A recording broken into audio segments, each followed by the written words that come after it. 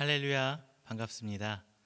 지난 한 주일간도 하나님 말씀 가운데 평안하셨습니까? 그리고 승리하셨습니까?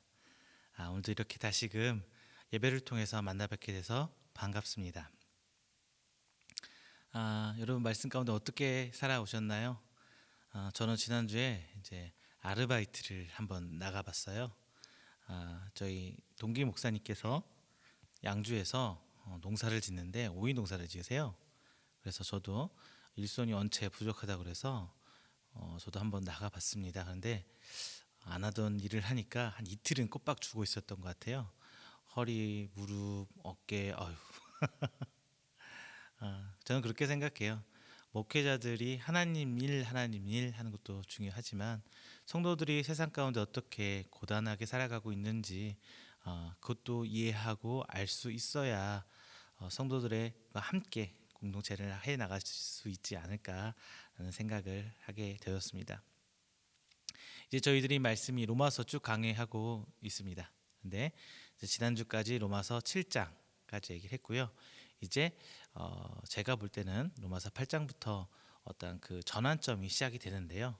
그래서 그 사이에 제가 말씀 묵상하다가 이번 주에는 로마서 계속 이어나가기보다는 마태복음에서 예수님께서 공생의 사역을 시작하시면서 이제 우리 그리스도인들에게 어떤 식으로 살아야 된다, 이렇게 살아야 된다, 어떤 디테일하게 알려주기보다는 큰 방향성을 제시해 주는 말씀이 있어요. 그게 바로 이제 오늘 본장 마태복음 5장 13절부터 16절 말씀입니다. 그래서 로마서 8장부터가 이제 하나님 앞에 거듭난 새 사람이 내주하는 성령 가운데 어떻게 살아야 되는지를 시작하거든요. 그래서 새 질서에 따라간 사람이 살아야 되는 방법에 대해서 얘기하고 있는데, 그 전에 예수님께서 말씀하셨던 분을 다 함께 한번 보고자 해서 오늘 본 말씀 함께 나누려고 합니다. 자, 예수님의 공생의 사역 시작점이 어디인지 혹시 아시나요? 물론 저기 예수님께서 40일간 광야에서 시험을 받으신 공생의 사역이 시작이 되는데, 그 사역 자체의 시작점은 이제 산상수훈부터 본격적으로 시작이 됩니다. 그 중에 이제 산상수훈은 그래서 예수님의 시작과 끝을 크게 큰 그림으로 우리에게 전해주는 말씀이에요. 그래서 우리 교회 입장에서 볼 때도 이 산상수훈의 말씀은 우리 교회가 가진 비전과 소명에 대해 무관하지 않습니다.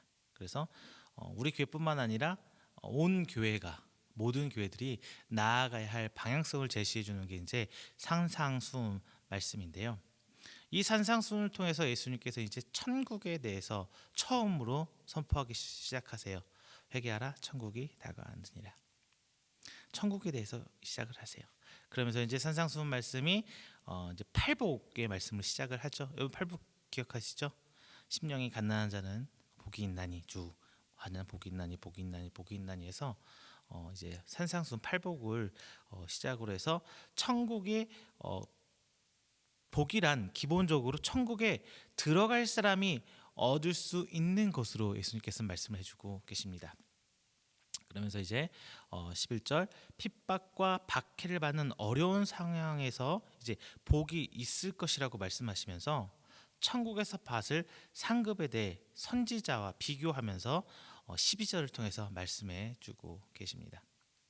팔복을 통해 천국 백성 그리고 하나님의 백성 성도가 살아가야 할 방향성에 대해서 가르쳐 주고 계시고, 또 오늘 본장 이어지는 오늘 본장에 이제 성도로서 소금과 빛에 대해서 말씀해 주고 있습니다. 소금과 빛 13절은 이렇게 말씀하시죠. 이제 우리 보고 소금이 되라 이런 말씀을 하지 않으세요. 우리가 착각하고 있는 게 예수님이 소금이 되라라고 말씀하지 않으세요. 이미 우리는 13절을 통해서 볼 때 소금이다 라고 말씀하시면서 소금의 짠맛을 잃지 마라 라고 말씀해 주고 있습니다. 14절 마찬가지로 너희가 이전에는 어둠이었는데 너희가 빛이 되어라 라고 말씀하지 않으시고, 너희는 이미 빛인데 그 빛을 잃지 말아라 하시면서 빛을 하신 빛의 속성에 대해서 말씀하시면서 천국 백성의 삶, 즉 그리스도인의 삶은 숨길 수 있는 것이 아니다라고 말씀하십니다. 즉 우리 기독교인은 자연스럽게 세상 가운데 드러나야 된다라는 말씀을 예수님께서 하고 계신 거예요. 그리고 이제 이와 함께 기억해야 될 것은 이제 빛의 비유에서 우리 등경 위에 등불을 올려놓으신 하나님이 등장하죠. 기억하시나요?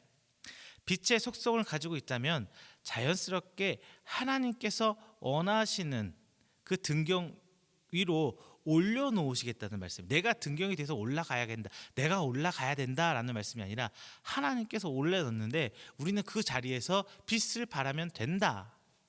예수님께서 하신 말씀이거든요. 자, 삶으로 드러난 소금과 빛의 속성들이 이제 주변으로 전파되고 그 그리스도인들 우리가 하나님께 이제 영광 돌리면서 살라고 예수님께서 오늘 본장에서 말씀해 주고 계십니다. 자, 오늘 이제 말씀 시작하겠는데요. 오늘 말씀을 통해서 이제 빛 이전에 소금 먼저죠. 소금과 빛의 속성에 대해서 함께 생각해 보고 그러면 이 소금과 빛의 속성을 그리스도인으로 그리스도의 본질적인 측면에서 받아들여야 될 것을 함께 말씀을 통해서 생각해 보겠습니다. 그리고 우리 예수님께서 그리스도인의 삶의 지향점인 소금과 빛의 삶이 무엇인지 우리 조금 더 함께 은혜로 나눠보도록 하겠습니다. 자, 첫 번째, 그리스도인은 세상의 소금이다라고 말씀하십니다. 그리스도인은 세상의 소금이다. 자, 예수님께서 말씀하신 이 소금은 무엇을 말할까요? 그러니까 뭐 소금이 어떤 본질이냐 특성을 가졌냐 이것을 물어본 게 아니라 소금의 종류도 여러 가지 있잖아요. 요즘에 요리할 때 쓰는 핑크솔트 비싼 거 있죠. 히말라야에서는 핑크솔트 뭐 치약도 있고 막 그렇게 생기던데 이런 핑크솔트 나 우리가 김장할 때 쓰는 하얀 뭐 천일염 이런 걸 묻는 거예요. 여러분들 이 예수님께서 하신 말씀에 그 소금은 어떤 소금을 말하는 것일까요? 우리는 보통 소금하면 하얀 소금 결정체를 떠올리죠. 굵은 소금. 그런데 오늘 이 소금이란 걸 생각해 보기 위해서는 예수님께서 말씀을 되게 누구에게 하셨는지를 우리는 정확하게 알아야 돼요. 말씀을 들을 때 그 대상이 정확히 누구였는지를 알아야 파악하기가 쉬워요. 즉 이 말씀이 바리새인들이냐 바리새인과 사두개인에게 하는 말씀이냐, 즉 이거는 율법주의자적인 측면 혹은 율법주의자가 이 사람 사두개인 바리새인을 합쳐서 지칭할 때는 사회 지도층을 대해서 얘기를 하는 거고요. 바리새인들 율법가들 하면 율법주의자에 대해서 얘기를 카테고리를 만들면 되고요. 보통 하신 말씀 설교들은 일반 피지배 계층, 일반 뭐 농민이라든가 뭐 일반 사람들 뭐 이런 사람들을 향해서 하신 말씀이라고 들으면 될 것 같아요. 그렇다면 이 산상수훈 말씀은요, 뭐 바리새인, 사두개인, 뭐 서기관 이런 사회 지배 계층에게 한 말씀일까요? 아니면 일반인들, 서민들의 평민들에게 하셨던 말씀일까요? 오늘 본문 말씀은요, 서민, 일반 평민 계층, 그러니까 글도 모르고 지식이 거의 전무한 일반 피지배 계층 사람들에게 하신 말씀입니다.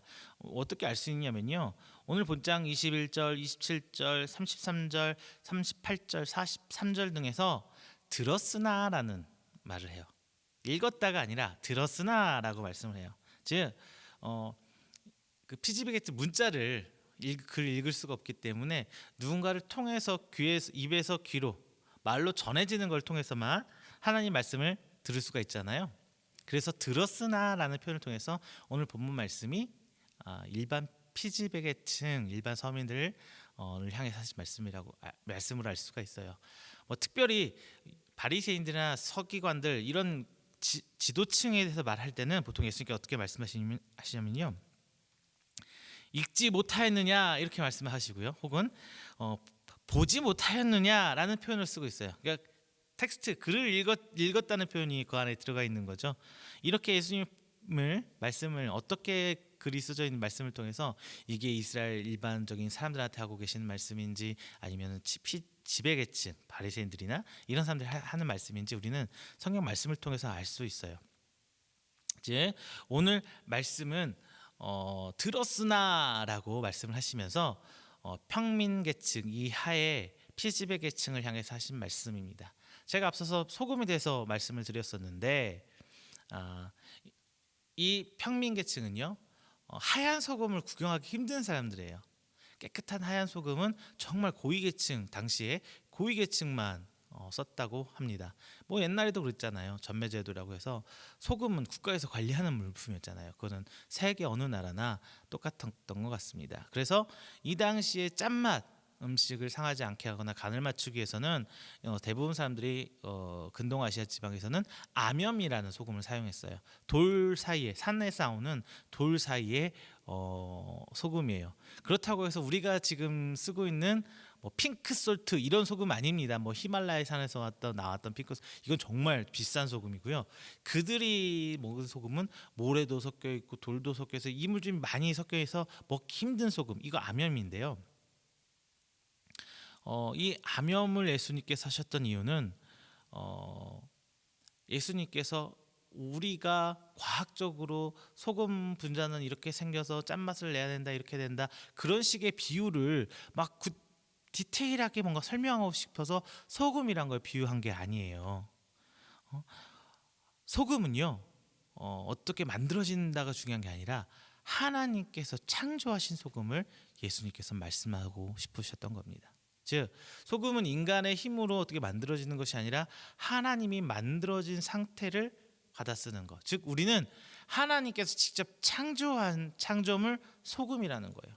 특별히 그리스도인 하나님을 믿는 성도는 하나님 택해서 이 땅에 짠맛을 낼 수 있는 필수 품목으로 하나님께서 창조해 내셨다 말이 바로 소금 비유 안에 들어가 있습니다. 즉 하나님께서 창조하실 때 그 산속의 바위 사이에 암염 소금을 넣어 두셨던 것을 그들이 귀하게 쓰고 있는 것처럼 지금 우리의 삶 속에서 우리는 어디에 있어요? 산속에 있어요. 돌 사이 틈바구니 껴 있어요. 새하얀 아주 깨끗한 소금이 아니라 순도 높은 소금이 아니라 이 땅에 살면서 불순물 틈바구니 사이에서 죄도 짓고 하나님 앞에 잘못하는 그런 삶을 우리들은 살고 있는 것입니다. 이걸 기억하셔야 돼요. 그래서 소금은 이 땅 더러워진 것 가운데 들어가 있는 하나님의 창조물, 하나님이 특별히 만든 창조물 소금이 바로 우리 그리스도인이라는 거예요. 그리스도인. 그래서 썩지 않도록 짠맛을 낼 수 있도록 이게 바로 하나님께서 주신 아주 귀한 소금이라는 것입니다. 또한 이 소금은 우리 인간의 죄의 본질 속에서 하나님께서 태초부터 택하셔서 우리 그리스도인으로 정해 놓으셨다는 거예요. 그래서 우리 안에 그 소금 염분이 짠맛을 내는 그 속성이 우리 안에 들어가 있다라는 하나님에 대한 삼위 하나님에 대한 절대적인 믿음이 그 비유 하나에 들어 있는 것입니다. 그런데 이 암염 덩어리는요. 짠맛이 있어야 비로소 그 가치가 있는 거예요. 짠맛이 있어야 가치가 있는 거예요. 소금기가 비가 오거나 혹은 바람에 깨지거나 흩어져서 녹아서 없어져 버리면은 그 암염은 뭐예요? 암염은 그냥 돌덩어리예요. 그냥 흙이에요. 돌덩어리예요. 길가에 버려지는 것 이상도 이하도 아니에요. 아무 가치가 없는 거예요. 이제 우리는 이 가치를 알아야 됩니다. 예수님 앞에 하나님 앞에 나아가는 우리가 이 짠맛 세상 가운데 돌 틈바구니에 톡톡톡 박혀 있지만 그 가운데 그것을 이겨내지 못하고 짠맛을 잃어버리게 된다면 예수님 비유하시잖아요. 길가에 버리는 소금, 버려버리는 소금 그 이상도 이하도 아니다는 겁니다. 자, 이 가운데 우리들이 기억해야 될 것 제가 서론에서 말씀드렸습니다. 예수님께서 우리에게 말씀하신 게 이 암염, 이 소금을 비유하면서 말씀하신 게 너희는 소금이 되어라라는 게 아니에요. 우리가 무언가를 변할 수 있다는 느낌이 아니에요. 이미 하나님께서 태초부터 우리를 택해서 소금으로 이 땅 가운데 쏙쏙쏙쏙 넣어 놓으셨던 거거든요. 그래서 우리에게 하신 말씀은 짠맛을 잃지 말라라고 말씀하고 계십니다. 짠맛을 잃지 말라.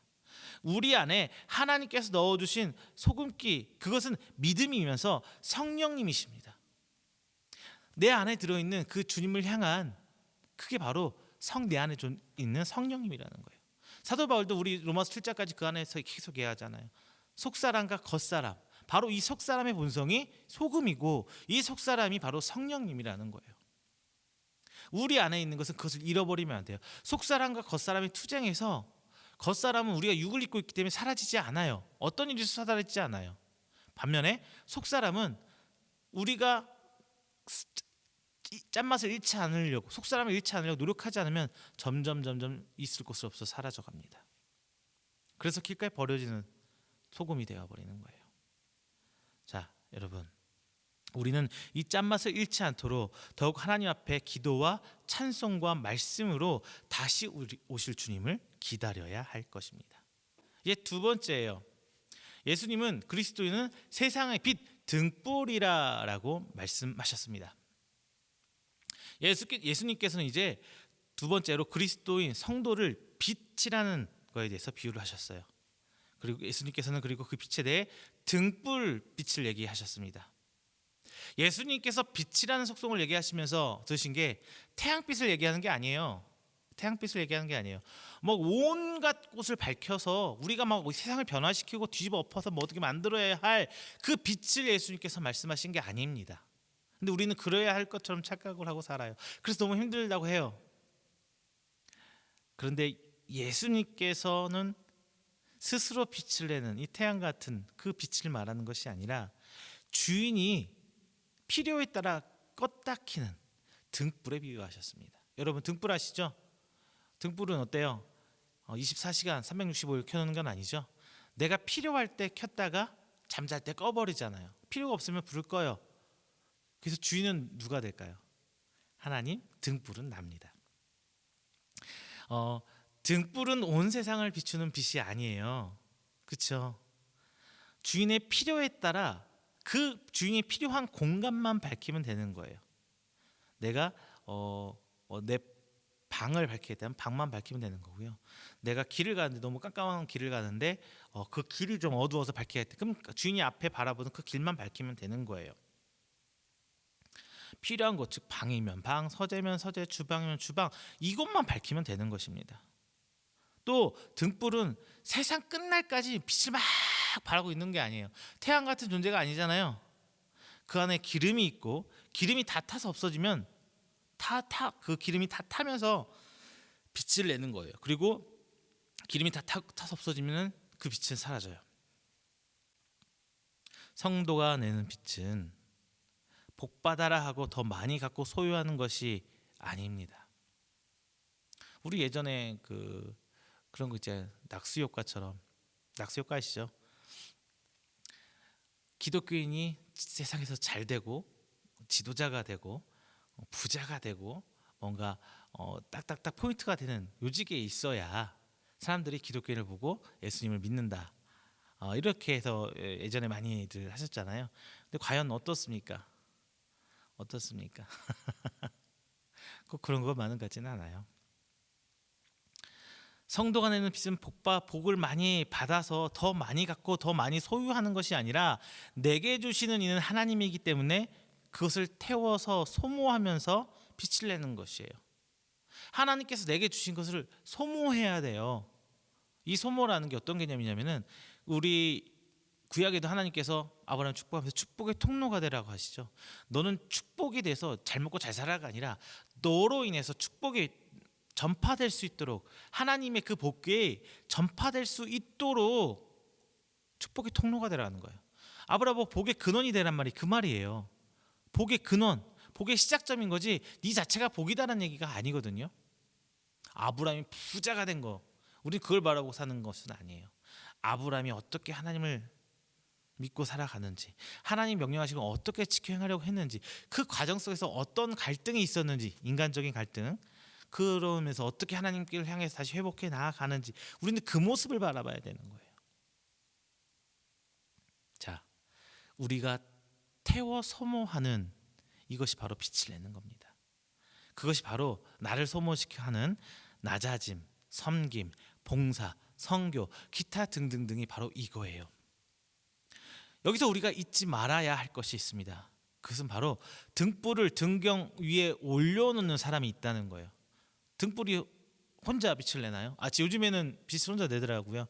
타이머 올려놓으면 시간 되면 딱 켜지고 딱 꺼지고. 저희 집에 놀라고 있어요.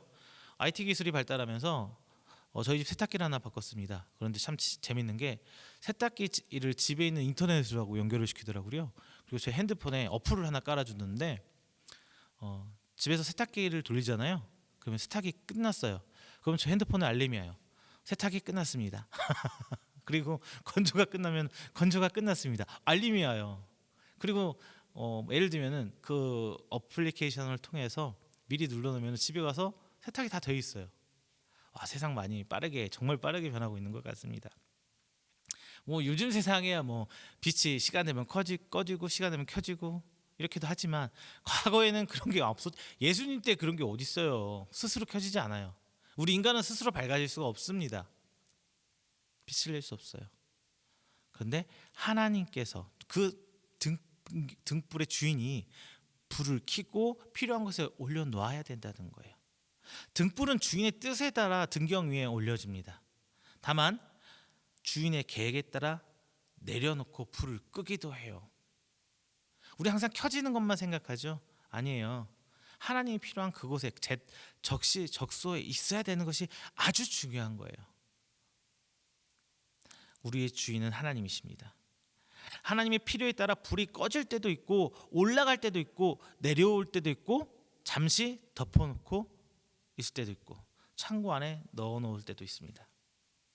내 스스로 올라감이 아니요 내 스스로 내려감이 아니라는 것을 명심하시길 바랍니다. 예수님께서 말씀하시고 있던 그 빛의 속성은 이 뜻들이 다 포함되어 있어요. 등경 안에 단순한 태양빛 밝은 쨍쨍한 빛을 예수님께서 말씀하시는 게 아니라 등경에 올려진 등불임을 꼭 기억하시기를 바랍니다. 세 번째, 이제 그리스도인은 하나님께 영광 돌려라라고 말씀하세요. 우리 뭐 주일학교든 어디서든 이런 말씀 들었어요. 하나님께서 인간을 창조하신 목적이 뭐냐? 찬양받기 원하셔서 영광받기 원하셔서 이런 거 배우셨죠? 그리스도인은 하나님께 영광 돌리라라고 오늘 그 같은 맥락에서 말씀하고 있습니다. 짠 맛을 내는 것도 결과물이 아니에요. 단순히 내가 내 안에 있는 짠 맛을 내는 속성들이 점차 없어지면서 녹아 없어지면서 그 속성을 드러내는 거죠. 빛을 밝히는 것도 결과물이 아니에요. 그 과정이에요. 빛이 확 펴져주는 그 주변 환경을 막 변화시키고 뭔가를 만들어내는 거 아니에요. 소금이 짠맛을 내어서 소금이 칭찬받는 것이 아니죠.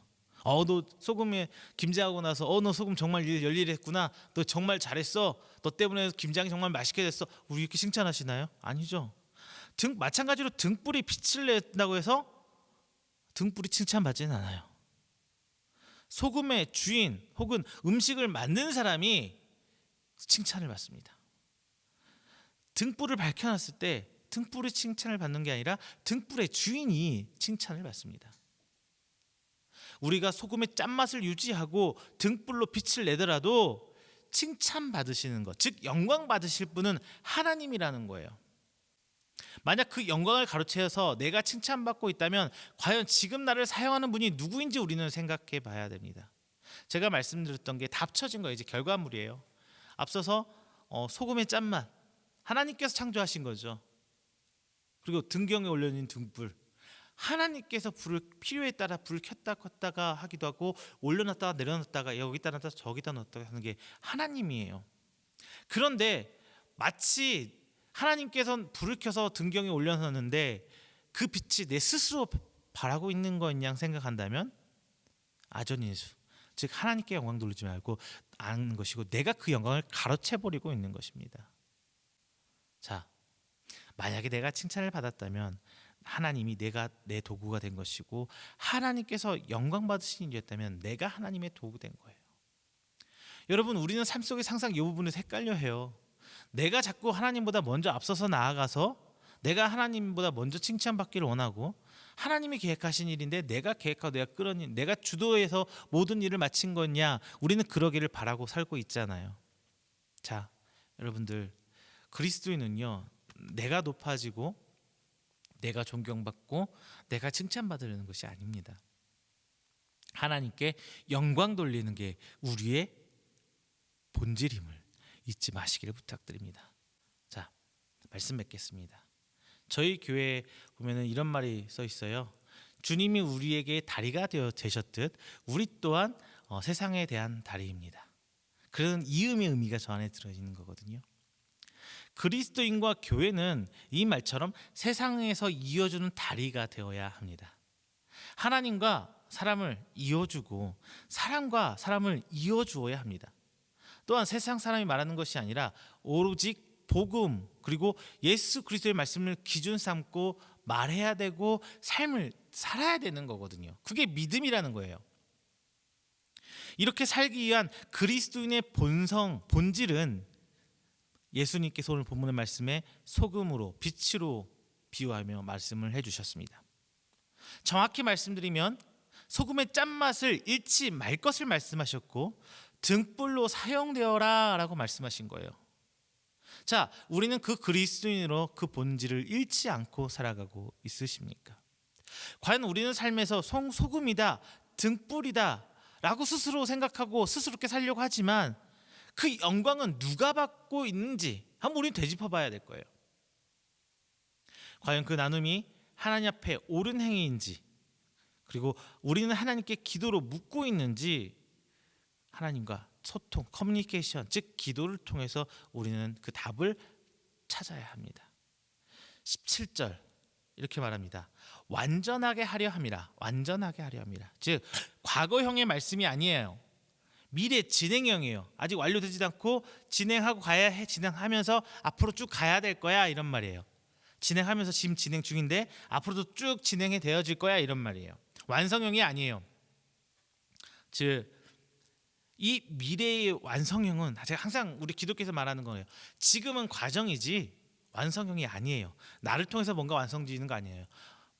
오실 예수님을 향해서 우리가 다 준비되어지는 과정 하나하나 쌓아지고 있는 거거든요. 이 모든 말씀을 완성시킬 분은 바로 예수님입니다.